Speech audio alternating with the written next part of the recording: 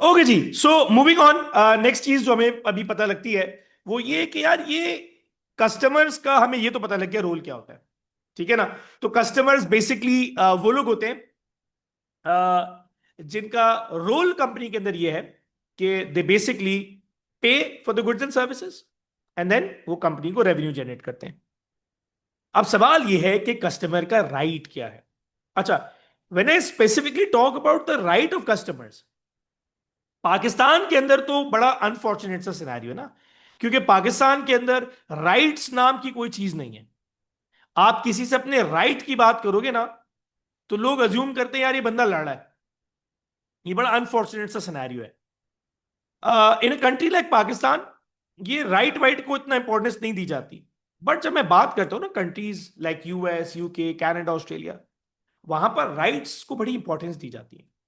और कस्टमर का जो सबसे पहला या सबसे बड़ा राइट है वो यही है कि यार अगर कस्टमर ने किसी चीज के पैसे दिए हैं, अगर कस्टमर ने किसी चीज के पैसे दिए हैं और किसी चीज के पैसे देते वक्त अगर कंपनी ने उसको कोई क्वालिटी प्रॉमिस की है तो उसको क्वालिटी मिले, ये सबसे बड़ा राइट है कस्टमर का।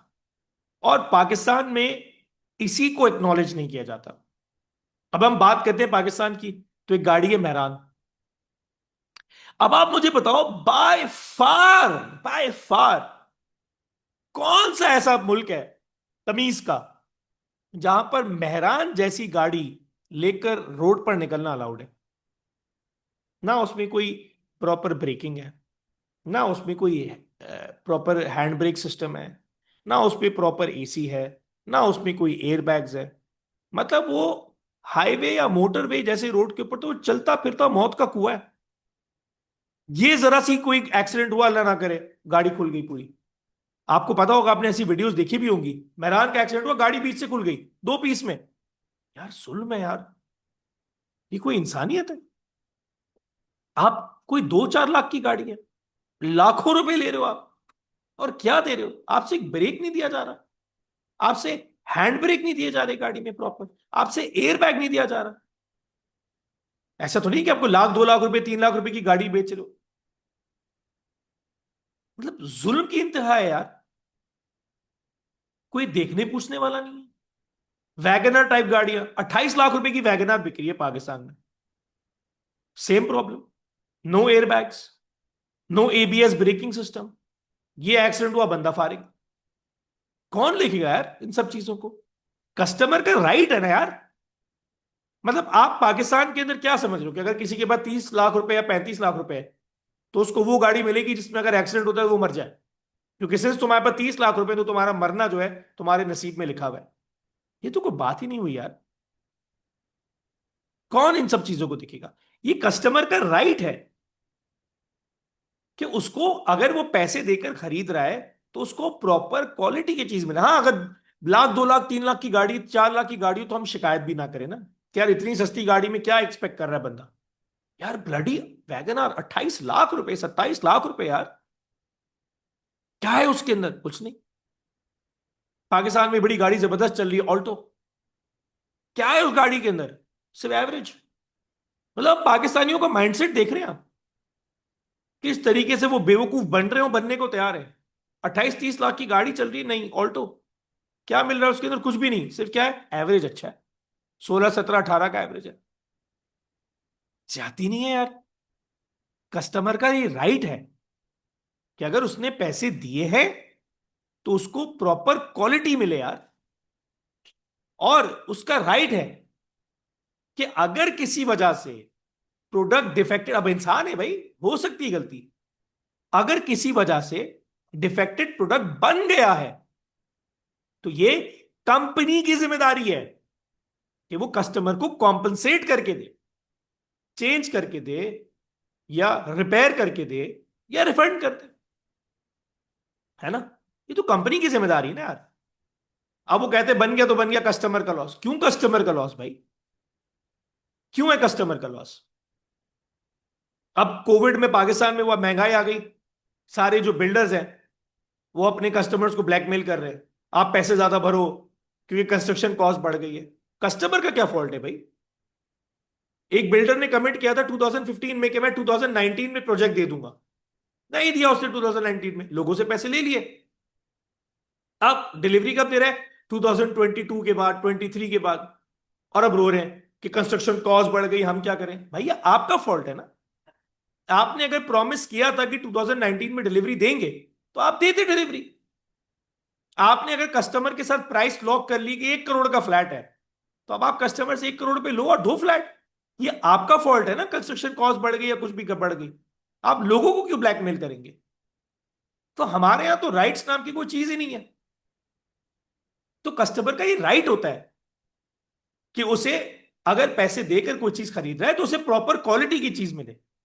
और जो भी चीज उसने खरीदी है, जो भी चीज खरीदी है, उसमें अगर उसमें अगर किसी किस्म का कोई भी प्रॉब्लम आया है तो ये कंपनी की जिम्मेदारी है कि वो कस्टमर को कॉम्पनसेट करके दे। ये है कस्टमर का रोल और कस्टमर का राइट। लेकिन फिर कस्टमर की रिस्पॉन्सिबिलिटी भी तो है। कस्टमर की रिस्पॉन्सिबिलिटी क्या है? To be honest, fake claim ना करें। ठीक है ना? वारंटी में फोन था, पानी में गिर गया, अब खराब होने की वारंटी थी, वाटरप्रूफ की तो वारंटी थी नहीं, जाके वारंटी में दे दिया। हम तो सही फोन लेके गए थे, पता नहीं चलते चलते बंद हो गया, तो कम मारे शायद वारंटी में क्लेम हो जाए। भाई आप क्यों गलत क्लेम कर रहे हो? कंपनी ने आपको वाटरप्रूफ क्लेम तो नहीं दिया, तो अगर पानी में चला गया तो ये तो आपका फॉल्ट है। ठीक है ना? एक तो हमारे लोगों को ये भी नहीं पता वाटर प्रूफ में और वाटर रेजिस्टेंट में क्या फर्क है। वाटर रेजिस्टेंट का मतलब ये होता है कि अगर पानी लग गया है तो खराब नहीं होगा। वाटर रेजिस्टेंट का हरगिज यह मतलब नहीं है कि आप उसको लेकर स्विमिंग पूल में चले जाएं। ये जो लेकर स्विमिंग पूल में आप जा सकते हैं ये वाटर प्रूफ होता है। फर्क है दोनों में। ठीक है ना? सो पॉइंट ये है भाई कि कस्टमर की भी ये जिम्मेदारी है कि वो किसी किस्म का झूठ ना बोले कंपनी से। कस्टमर की जिम्मेदारी है कि वो किसी किस्म का कोई फॉल्स क्लेम ना करे। ये भी बड़ा हमारे होता है, हमारे मुल्क में होता है। दोनों साइड पे है। मतलब in a country like Pakistan you have abusive buyers and you have abusive customers. Company हर मुमकिन कोशिश करेगी कि वो किसी ना किसी तरीके से जो है वो कस्टमर को लूट ले, अब्यूज करे। At the same time customer हर मुमकिन तरीके से कोशिश करेगा कि वो कंपनी को किसी ना किसी तरीके से जो है वो झूठा क्लेम कर ले या बेवकूफ बना ले, कुछ भी कर ले। दोनों की कोशिश रहती है। ठीक है? तो ये हमारे पास था पहला स्टेक होल्डर, कस्टमर। अच्छा, सिमिलरली और स्टेक होल्डर्स भी हमारे पास है। और स्टेक होल्डर कौन है? सब दूसरा सप्लायर। बड़ा सिंपल सा है। सप्लायर कौन होता है भाई? सप्लायर वो होता है, आई रिपीट, सप्लायर वो होता है जिसकी जिम्मेदारी होती है कंपनी को रॉ मटेरियल डिलीवर करना। आई रिपीट, सप्लायर सप्लायर वो स्टेक होल्डर होता है जिसकी ये रोल है कि वो कंपनी को रॉ मटेरियल देता है। अब मेरी भी एक टी शर्ट बनाने की फैक्ट्री है, मेरी टी शर्ट बनाने की फैक्ट्री। अब आप मुझे बताओ, अब ये टी शर्ट बनाने की फैक्ट्री में मुझे क्या रॉ मटेरियल चाहिए? धागा, कॉटन, कपड़ा, बटन्स, यही चाहिए ना मुझे रॉ मटेरियल। तो अब ये सब मैं खुद तो प्रोड्यूस नहीं करूंगा क्योंकि मेरा काम तो टी शर्ट बनाना है। ये सारे रॉ मटेरियल कहां से आएंगे? सप्लायर से आएंगे। तो अगर कोई मुझसे पूछता है सप्लायर कौन होता है, सप्लायर का क्या रोल होता है? भाई सप्लायर वो होता है जो किसी भी कंपनी को रॉ मटेरियल देता है। और सप्लायर रॉ मटेरियल देगा तो प्रोडक्शन होगी। बड़ी बड़ी you talk about any company in the world, supplier raw material देना छोड़ दे या रॉ मटेरियल देना कम कर दे, प्रोडक्शन अपने आप रुक जाएगी या कम हो जाएगी। अब मेरे पास 10 टी शर्ट का धागा, कॉटन कपड़ा आया है तो मैं 10 टी शर्ट बनाऊंगा, 100 का है तो 100 का बनाऊंगा। सप्लायर के घर पे कोई बीमारी हो गई, उसने रॉ मटेरियल सप्लाई नहीं किया तो मैं कोई भी टी शर्ट नहीं बना पाऊंगा। तो ये है supplier, the one who delivers raw material to a company, and with that raw material the company can allow the production to take place. अब जैसी कंपनी होगी वैसा रॉ मटेरियल। अब मैंने आपको एग्जांपल दी टी शर्ट की, तो धागा, कॉटन, कपड़ा। अब ये एग्जांपल मैं आपको देता एप्पल की, तो चिप्स होती है, रैम होती है, कैमरा होता है, माइक्रोफोन होता है, बहुत सारे कंपोनेंट्स होते हैं ना उसके रॉ मटेरियल।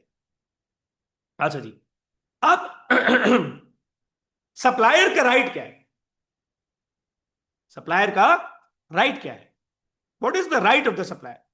सप्लायर का जो सबसे पहला राइट है, जो आपको स्क्रीन पे नजर आ रहा है, वो ये है कि भाई सप्लायर अगर आपको रॉ मटेरियल दे रहा है, तो सप्लायर का पहला राइट ये है कि उसको टाइम पर पैसे मिले। उसको टाइम पर पैसे मिले, ये सप्लायर का राइट है। आप इमेजिन करो ना, अगर मैं धागा कॉटन कपड़ा किसी फैक्ट्री, टी शर्ट बनाने वाली फैक्ट्री को देता हूं, तो मैं भी उस कंपनी का सप्लायर हूं। तो आपको क्या लगता है मेरा क्या राइट होगा? मेरा सबसे पहला और सबसे बड़ा राइट ये है कि भाई अगर मैं धागा कॉटन कपड़ा सप्लाई कर रहा हूं किसी भी टी शर्ट बनाने वाली फैक्ट्री को, मेरा पहला राइट ये है कि मुझे जो जो मैं धागा कॉटन कपड़ा दे रहा हूं ना फैक्ट्री वाले को, मुझे उसके पैसे मिले टाइम पर। ये मेरा राइट है। पाकिस्तान में कौन एक्नॉलेज करता है राइट को? वही वाली बात है। लोग सप्लायर से माल ले लेते हैं, हाँ भाई 90 डे में पेमेंट हो जाएगी। वो बंदा सप्लायर फोन करे, सर जी पैसे, सर जी पैसे, हाँ कल ले लेना, हाँ परसों ले लेना। 90 डे का बोलते हैं, 4 4 5 5 महीने तक पैसे नहीं देते। ऑटोमेटिकली अगर 4 महीने तक पैसे नहीं दिए तो वो 90 डे 120 डे में कन्वर्ट हो गया। 5 महीने तक नहीं दिए तो वो 90 डे 150 डे में कन्वर्ट हो गया। 6 महीना नहीं दिए तो वो 90 डे 180 डे में हो गया। और ये मैं आपसे गलत नहीं कह रहा। आपकी अम्मी अब्बू कोई जॉब करते हैं या कहीं बिजनेस करते हैं, आप पूछ लेना। स्टैंडर्ड प्रैक्टिस है पाकिस्तान में, पाकिस्तानियों की आदत है। कमिट करेंगे, टाइम पे पैसे नहीं देंगे, आदत है। तो ये सप्लायर का राइट है यार। अगर उसने आपको रॉ मटेरियल दिया है और आपने उसको कमिट किया था कि भाई मैं तुम्हें 10 दिन में या 15 दिन में दे दूंगा, तो दो 10 दिन 15 दिन में पैसे। हमारे यहाँ बता, हाँ हाँ कमिट कर दो ना, एक दफा माल तो आ जाए। अब सप्लायर ने 1 करोड़ रुपए का माल दे दिया, अब फंस गया। अब आप बोले कल ले लो, परसों ले लो, बेचारा तो मर गया, तो माल तो आपको दे चुका है। अब फड्डा करेगा, आप बोलोगे नहीं दे रहा पैसे, जाओ जो कर सकते हो कर लो। तो ज्यादती है ना यार। तो सप्लायर का पहला राइट क्या है? To be paid on time. Supplier का दूसरा राइट भी है, टू बी ट्रीटेड फेयरली। ठीक है ना, ऑनेस्टी के साथ उसे ट्रीट किया जाए। ये ना हो कि कंपनी के 3 4 सप्लायर हैं, वो एक सप्लायर को फेवर कर रहे हैं, दूसरे सप्लायर को फेवर नहीं कर रहे। ठीक है ना, फेयरली ट्रीट करो ना यार। ऐसा भी होता है पाकिस्तान के अंदर। अब जो बड़ी बड़ी कंपनीज है ना, वो बड़ी समझदार हैं। वो एक सप्लायर से काम नहीं करती, वो 3 4 सप्लायर से काम करती है। तो भाई अगर आप 3 4 सप्लायर से काम करो, तो ये ना करो ना कि एक सप्लायर को लेवरेज दे रहे हो, बाकियों को नहीं दे रहे। हर सप्लायर को इक्वली ट्रीट करो। ये जो है वो सप्लायर का राइट है। लेकिन हाँ, सप्लायर का सिर्फ रोल और राइट नहीं है, सप्लायर की फिर कुछ रिस्पॉन्सिबिलिटीज भी हैं। आई रिपीट, सप्लायर का सिर्फ रोल और राइट नहीं है, सप्लायर की फिर कुछ रिस्पॉन्सिबिलिटीज भी हैं। सप्लायर की कुछ रिस्पॉन्सिबिलिटीज भी हैं। क्या रिस्पॉन्सिबिलिटी है? भाई आप देख सकते हो स्क्रीन पर। कंपनी को अगर सप्लायर ने बोला था मैं आपको 10 दिन में रॉ मटेरियल दे दूंगा, सप्लायर ने कंपनी को क्या बोला था? रॉ मटेरियल 10 दिन में दे दूंगा। तो दो 10 दिन में रॉ मटेरियल दो, आपका फर्ज बनता है देना। आपने कमिट किया था। ठीक है, ऐसा भी होता है। एडवांस ले लिया, हाँ सर 10 दिन में आ जाएगा रॉ मटेरियल। अब कंपनी ने एडवांस दे दिया, अब आप भिजवा ही नहीं रहे। 10 दिन के 20 दिन हो गए। भाई आपको एहसास करना पड़ेगा ना, क्योंकि आपकी वजह से प्रोडक्शन डिस्टर्ब होगी।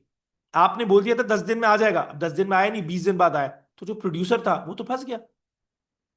उसका तो 20 दिन तक जो है वो प्रोडक्शन ही नहीं हो पा रही आपकी वजह से।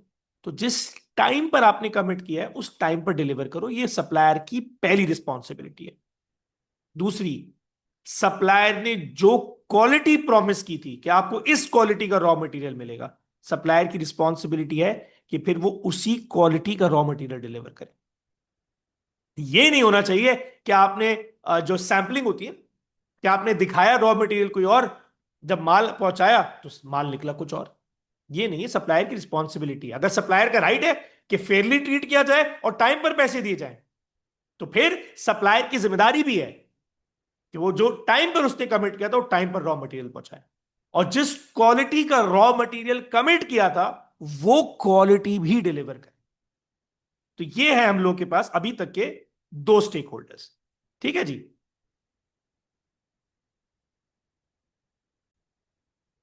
अच्छा जी।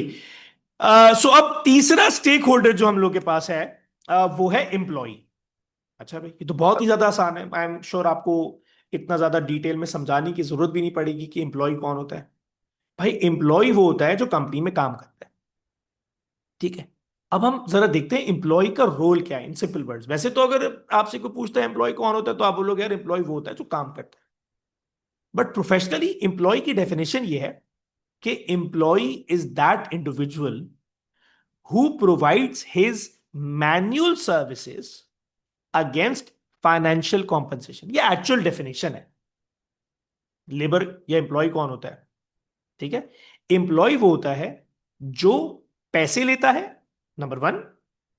नंबर टू, उस पैसे के बदले फाइनेंस सॉरी उस पैसे के बदले मैन्युअल सर्विसेज देता है।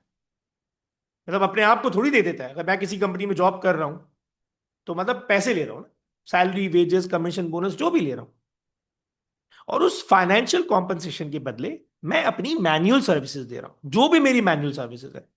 अब मुझे पढ़ाना आता है तो मैं अपनी मैनुअल सर्विसेज दे रहा हूं पढ़ाने की।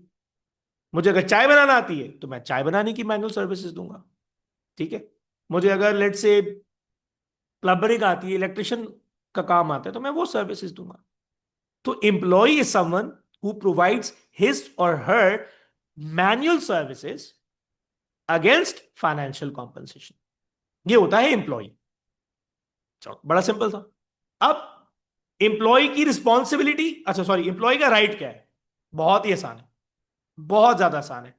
भाई एम्प्लॉय का सबसे पहला या सबसे बड़ा राइट यही है कि कोई गरीब आदमी अगर काम कर रहा है तो उसको उसके पैसे मिलने चाहिए टाइम पर, to be paid on time. And bluntly speaking, Islam इस चीज पे बड़ा एम्फेसाइज करता है। इस्लाम कहता है अगर आपने किसी मजदूर से मजदूरी करवाई है तो उसका पसीना खुश्क होने से पहले, बिफोर द स्वेट ड्राइज, आपने उसको उसकी कॉम्पनसेशन देनी है। इतना सख्त ऑर्डर है इस्लाम के अंदर कि अगर किसी गरीब आदमी से काम करवाओ, मजदूरी करवाओ, अगर किसी गरीब आदमी से काम करवाओ, मजदूरी करवाओ, तो उसको उसके पैसे दो, उसको उसके पैसे दो। रुकना नहीं चाहिए यार आपका ये मामला। हमारे यहां अजीब चक्कर है भाई। वही अगेन, राइट्स को कौन देखता है? एम्प्लॉय चक्कर मार रहे हैं, घूम रहे हैं, पैसे दे दो, पैसे दे दो, पैसे दे दो। ओनर कहता है हाँ कल ले लेना, परसों ले लेना, ठीक है ना। ये लोकल कंपनी, मल्टानेशनल कंपनी में नहीं होता। हालांकि मल्टानेशनल कंपनी को आप लाख गालियां दो, इसराइल की कंपनी है और गोरों की कंपनी है और ये कंपनी है, वो कंपनी है, वो यहूदी है, कुछ भी आप उनको बोलो, पैसे वो टाइम पे देंगे। हमारे यहाँ माशाल्लाह से हाजी साहब होंगे, उम्रे पे जा रहे हैं, हज पे जा रहे हैं, हाथ में तस्बीहों के इस्तगफार कर रहे हैं, और मसला क्या चल रहा है? एम्प्लॉयज की सैलरी नहीं दी हुई। एम्प्लॉय क्या है भाई, पैसे। पता चला भाई 2 दिन बाद आना, ओनर तो हज पे गए में, या ओनर तो उम्रे पे गए में। क्या तरीका है यार ये? आपको कितने हज करने, कितने उम्रे करने, करो, कौन रोक रहा है? लेकिन किसी गरीब आदमी की सैलरी तो दो। ये बड़ा अनफॉर्चुनेट इन्वायरमेंट है हमारे यहाँ। इस्लाम कहते हैं पैसे दो टाइम पे, उसको छोड़ के हम उम्रे कर रहे हैं, पैसे नहीं दे रहे लोगों के टाइम पर। तो ये एम्प्लॉय का सबसे पहला और सबसे बड़ा राइट है कि भाई एम्प्लॉय को टाइम पर पैसे मिलने चाहिए। सबसे बड़ा राइट है एम्प्लॉय का। फिर आप जो करना चाहो करते रहो, पहले एम्प्लॉय के पैसे दो टाइम पर। क्योंकि जब तक आप पैसे नहीं देते यार, एम्प्लॉय बेचारा खाएगा पिएगा कैसे? दूसरा सबसे बड़ा right, to be treated fairly. उसके साथ किसी किस्म की कोई डिस्क्रिमिनेशन ना हो। अब ये भी हमारे पाकिस्तान में बड़ी स्टैंडर्ड प्रैक्टिस है। कोई हिंदू है, मुसलमान है, क्रिश्चियन है, या कुछ भी है, डिस्क्रिमिनेट करते हैं। वो हमारे रिलीजन का नहीं है। क्रिश्चियन की कंपनी तो मुसलमान को डिस्क्रिमिनेट करेगा, मुसलमान की कंपनी तो क्रिश्चियंस को डिस्क्रिमिनेट करेगा या हिंदू को करेगा। सब एक दूसरे को नफरत करते हैं। अगर मुसलमान मुसलमान की कंपनी में काम कर रहा है तो वो सिंधी है, वो मुहाजिर है, वो पठान है, वो ये है, वो है।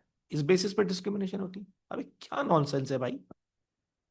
आपका काम है एम्प्लॉय से काम करवाना, और अगर एम्प्लॉय तमीज का है, काम करने वाला है, तो उससे अच्छा काम करो, उसको मोटिवेट करो, उसको प्रमोट करो। नहीं, हम अपनी जबान वाले को, अपने रिलीजन वाले को ऊपर लेके आएंगे, फिर देख लो वही होता है जो आपके मुल्क में हो रहा है। बिजनेस के अंदर ये कोई इस चीज की गुंजाइश नहीं है कि आप लैंग्वेज, कल्चर, सोसाइटी, रिलीजन देख रहे हो। आपका काम है बिजनेस का, बिजनेस से काम है भाई। तो ये एम्प्लॉय का दूसरा सबसे बड़ा राइट है, टू बी ट्रीटेड फेयरली। ये भी आपको बहुत रेयरली देखने को मिलेगी। सबसे ज्यादा जो आपको फेयर और इक्वल ट्रीटमेंट देखने को मिलेगी ना एम्प्लॉयज के साथ, अनफॉर्चुनेटली या फॉर्चुनेटली, गोरों की कंपनी। आप पाकिस्तान में कहीं भी जाओ, लोग लाख यहूदियों को गालियां देंगे, लेकिन उसी यहूदी की कंपनी में काम करने के लिए मर रहे होंगे, क्योंकि उनको पता है यहां पैसे भी टाइम पे मिलेंगे, और जितने बनते उतने मिलेंगे, प्रमोशन भी मिलेगी, ग्रोथ भी मिलेगी, और माइंड माइंड स्टेबिलिटी, मतलब एग्जॉस्ट नहीं करेंगे। पाकिस्तानी तो एक अजीब मुसलमान है ना वो, या क्रिश्चियन है, हिंदू है, पैसे दे रहा है तो खरीद लिया है, दिमाग खराब कर देगा काम करवा करवा के। वो बोलता है एम्प्लॉय थोड़ी मेरा गुलाम है। तो ये बड़ा मसला है। फिर एट द सेम टाइम, अगर एम्प्लॉय के राइट है, तो एम्प्लॉय की कुछ रिस्पॉन्सिबिलिटीज भी हैं। एम्प्लॉय की सबसे बड़ी रिस्पॉन्सिबिलिटी क्या है? ऑनेस्टी के साथ काम करें, ठीक है ना, चोरी ना करें। कंपनी ने अगर आपको 9 to 5 के लिए रखा है, तो 9 to 5 में काम करो। ये नहीं कि 9 to 5 में आप बातें कर रहे हो, तफरियां कर रहे हो। हमारे यहाँ अजीब चक्कर है ना, आधे से ज्यादा टाइम लंच चल रहा है, बातें चल रही हैं, पान खा रहे हैं, गुटखे खा रहे हैं, सिगरेट पी रहे हैं, आधा से ज्यादा टाइम तो वो जाया करते हैं। To work with honesty.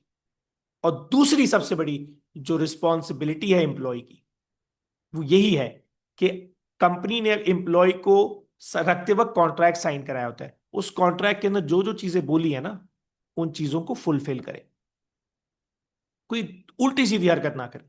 ये भी आप कह सकते हो, या आप ये भी कह सकते हो कि अगर ओनर ने कोई रीजनेबल रिक्वेस्ट की, रीजनेबल रिक्वेस्ट मतलब कि यार 5 बजे ऑफ होता है, काम करो, जब 5 बजे ना जाओ, 5:30 बजे चले जाओ, आधा घंटा काम कर लो एक्स्ट्रा, एक एम्प्लॉय छुट्टी किया है, या इस तरह की कोई भी रीजनेबल रिक्वेस्ट है, अगर ओनर कर रहा है एम्प्लॉय से रीजनेबल रिक्वेस्ट, अनलॉफुल रिक्वेस्ट नहीं, ये नहीं कि आप बोलो 5 बजे की छुट्टी होती नहीं तुम आज 12 बजे जाओगे, ये नहीं। रीजनेबल रिक्वेस्ट, आधा घंटा, पौना घंटा, 1 घंटा एक्स्ट्रा रुक जाओ, थोड़ा ज्यादा काम कर लो, रीजनेबल रिक्वेस्ट, उसके अगेंस्ट वो पे भी कर रहा हो तो रुक जाओ। ये कम एम्प्लॉय का फर्ज बनता है कि वो कुछ अप डाउन हालात में रीजनेबल रिक्वेस्ट में ओनर या मैनेजर या मैनेजमेंट या डायरेक्टर या सीईओ, कुछ भी आप बोलो, उनके साथ कोऑपरेट करें। ये था हमारे पास एक और stakeholder. Then local community. अब ये लोग कौन होते हैं? लोकल कम्युनिटी का मतलब है वो सारे लोग जो बिजनेस के आसपास सराउंडिंग एरियाज में रहते हैं। आई रिपीट, लोकल कम्युनिटी का मतलब वो सारे लोग जो बिजनेस के आसपास सराउंडिंग एरियाज में रहते हैं, ये होते हैं लोकल कम्युनिटी। अच्छा जी, अब लोकल कम्युनिटी का रोल क्या है? लोकल कम्युनिटी का रोल यह है कि वो अपने आसपास बिजनेसेस को जगह दे, बिजनेसेस को इंफ्रास्ट्रक्चर दे, ताकि बिजनेसेस खुल सकें। अगर आसपास के लोग फड्डा डाल देंगे, नहीं भाई हम तो जगह नहीं देंगे काम करने के लिए किसी भी बिजनेस को, तो ये तो गलत है ना। आपको याद होगा हम शुरू में पढ़ भी चुके हैं कि नए बिजनेस खुलना या बिजनेसेस का होना कितना जरूरी है। जॉब्स क्रिएट होती हैं, कंपटीशन होता है, आउटपुट बढ़ता है, गवर्नमेंट को टैक्सेस मिलते हैं, बहुत सारे फायदे हैं बिजनेसेस खोलने के, कोई एक फायदा थोड़ी है।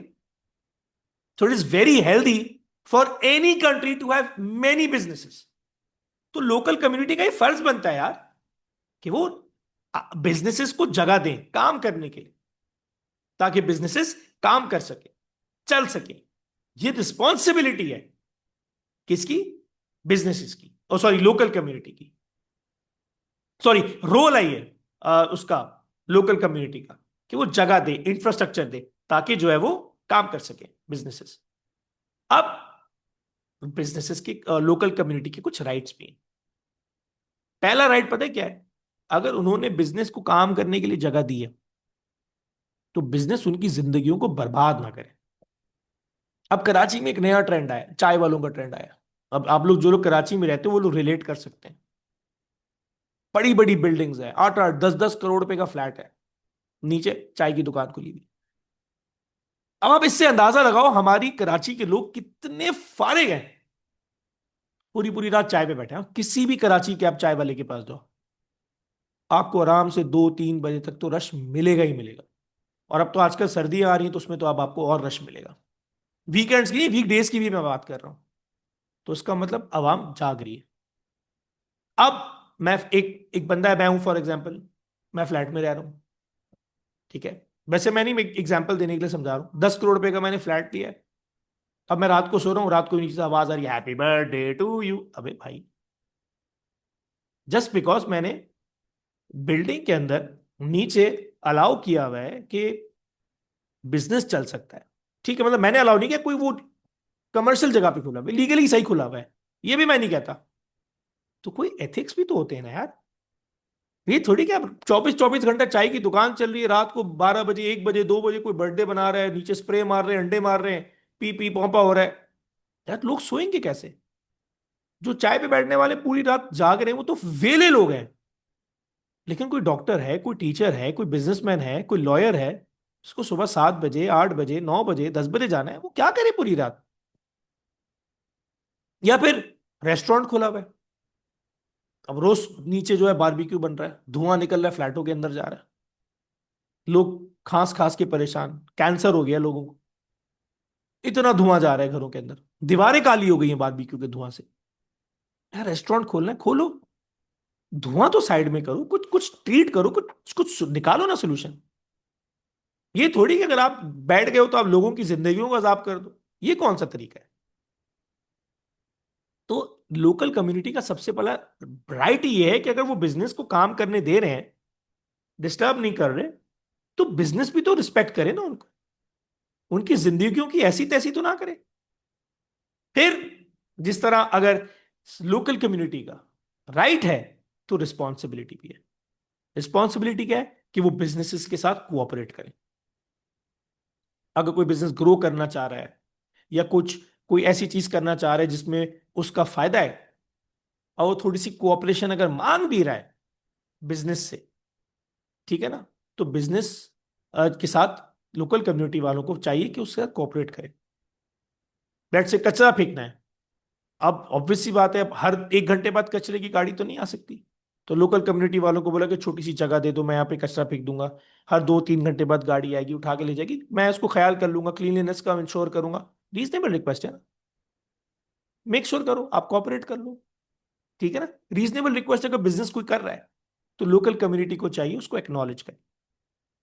तो ये है लोकल कम्युनिटी। फिर हमारे पास गवर्नमेंट, ये भी एक स्टेक होल्डर है। गवर्नमेंट भी हर बिजनेस के साथ कनेक्टेड है। गवर्नमेंट का काम क्या है? सबसे पहला गवर्नमेंट का जो रोल है वो है लॉ बनाना, लॉ बनाना। दूसरा काम क्या है? कंट्री के अंदर स्टेबिलिटी लेके आना, क्राइम वाइज भी, इकोनॉमिकल वाइज भी। दो काम है गवर्नमेंट के, वैसे तो और बहुत सारे हैं, मतलब हम मेजरली दो चीजों को पढ़ रहे हैं यहां पर। गवर्नमेंट का पहला काम, टू पास लॉज, और ऐसे लॉ बनाना जो बिजनेसेस को सपोर्ट करे, बिजनेसेस को प्रमोट करे। दूसरा, इकोनॉमिकल स्टेबिलिटी लाना, इतने हालात ना खराब हो जाए मुल्क के बिजनेस बंद करने पर मजबूर हो जाए। पाकिस्तान के ना आप देख लो, दोनों ही नहीं हो रहा, ना तो ऐसे लॉ बन रहे हैं जो बिजनेसेस को सपोर्ट करें, ना ऐसे हालात इकोनॉमिकल स्टेबिलिटी है कि बिजनेस बोले चलो हम काम करते हैं। This is the reason why we are seeing so many businesses dropping out. आहिस्ता आहिस्ता आहिस्ता करके सारे बिजनेस पाकिस्तान छोड़ के जा रहे हैं। रिसेंटली हमने देखा, पीएनजी की आवाज आई, प्रॉक्टर एंड गैम्बल जो पैम्पर्स बनाते हैं, बच्चों का बहुत बड़ा ब्रांड है, पैम्पर्स बनाता है। हमने क्या देखा? उसने अनाउंस किया बंद कर रहा है, वो कह रहे हमें पाकिस्तान में काम नहीं करना। अब ये ज्यादती है ना यार, क्यों हो रहा है? ऐसा नहीं होना चाहिए। ठीक है, तो ऐसी चीजें नहीं होनी चाहिए इकोनॉमी के अंदर। ये गवर्नमेंट का रोल है। फिर गवर्नमेंट का राइट भी है। गवर्नमेंट का राइट क्या है? बिजनेसेस लॉ को फॉलो, अगर गवर्नमेंट ने कोई लॉ बनाया है तो बिजनेस का ये राइट है, उस सॉरी गवर्नमेंट का राइट है कि उस लॉ को फॉलो करे बिजनेस। और सिर्फ लॉ को फॉलो नहीं करे, टैक्सेस भी दे, और टाइम पे टैक्सेस दे।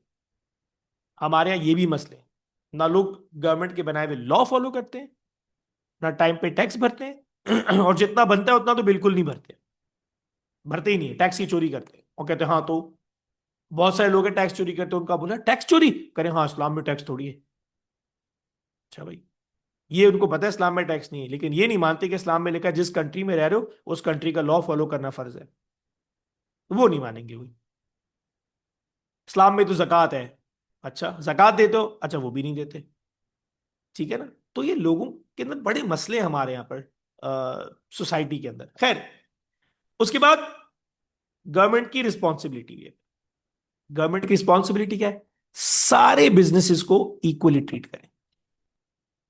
गवर्नमेंट की रिस्पॉन्सिबिलिटी क्या है? सारे बिजनेसेस को इक्वली ट्रीट करें। ये नहीं कि एक बिजनेस बड़ा है तो उसको ज्यादा बेनिफिट, छोटा है तो कम बेनिफिट, नहीं, सारे बिजनेसेस को इक्वली ट्रीट करें, ये गवर्नमेंट की रिस्पॉन्सिबिलिटी है। और किसी किस्म का कोई अनफेयर कंपटीशन ना हो। अक्सर होता है ना, बड़े बड़े बिजनेसेस छोटे बिजनेसेस को टफ टाइम देते हैं ताकि वो बंद हो जाए। छोटा बिजनेस वीक होता है, नहीं कम्पीट कर पाता, बंद हो जाते हैं। तो गवर्नमेंट का को चाहिए कि बड़े बिजनेसेस को रिस्ट्रिक्ट करे। क्या तुम छोटे बिजनेस को ब्लैकमेल नहीं करोगे, तुम छोटे बिजनेस को रिस्ट्रिक्ट नहीं करोगे। ये है गवर्नमेंट की responsibility. And then we have lenders. आखिरी में, लेंडर्स कौन होते हैं? वो लोग होते हैं जिसने बिजनेस को लोन दिया है, उधार दिया। ठीक है ना? इनका रोल क्या होता है? इनका रोल होता है बिजनेस को पैसे देना, लोन देना, ताकि बिजनेस चल सके। ये रोल इनका है, to provide finance to the business, ताकि बिजनेस चल सके। अब इनका राइट, बात नहीं, ऑब्वियस सी बात है, बड़ा आसान है। इनका राइट क्या होगा? इनका राइट बड़ा सिंपल सा है। अगर इन्होंने किसी बिजनेस को 1 महीने के लिए उधार दिया है, बैंक ने, अगर for example bank Alfalah is a lender, तो बैंक अल्फला का राइट क्या है? उसने बिजनेस को पैसा दिया, तो उसका राइट क्या है? उसको, अगर बिजनेस ने कहा था 1 महीने में रिटर्न कर देगा, तो ये बैंक अल्फला का राइट है कि उसको 1 महीने में पैसा वापस मिले। पहली बात। दूसरी बात ये कि बैंक अल्फला ने अगर आपको 1 महीने के लिए पैसे दिए, तो ऑब्वियस सी बात है, आप उनके फुप्पी के बेटे तो हो नहीं, कुछ ना कुछ अग्रीमेंट हुआ होगा, इंटरेस्ट देंगे। तो आपने अगर कमिट किया है तो आप इंटरेस्ट दो। ये दो राइट्स है लेंडर्स के। और लेंडर की रिस्पॉन्सिबिलिटी क्या है? अगर लेंडर, बैंक अल्फला ने कमिट किया था बिजनेस को कि हम आपको 1 करोड़ रुपए देंगे 10 दिन में, तो अगर 10 दिन में कमिट किया है, 10 दिन क्या, 10 दिन में पैसे देंगे, तो 10 दिन में पैसे दो बिजनेस को। और अगर 1 करोड़ रुपए कमिट किया था, तो 1 करोड़ रुपए दो। ये नहीं कि आपने बोला हाँ 10 दिन में पैसे दे देंगे, 10 दिन करते करते 2 महीने बाद पैसे दे रहे हो और 1 करोड़ की जगह 10 लाख रुपए दे रहे हो। ये नहीं करना, क्योंकि बिजनेस ने फिर उस हिसाब से प्लान कर लिया होगा, ये ज्यादती होगी। तो आज का जो हमारा टॉपिक था वो था स्टेक होल्डर्स का मतलब क्या है, कौन कौन से स्टेक होल्डर्स होते हैं, और उन सारे स्टेक होल्डर्स के हमने रोल्स, राइट्स और रिस्पॉन्सिबिलिटीज पढ़े। फिर अगली क्लास में हम लोग इसको आगे लेके चलेंगे।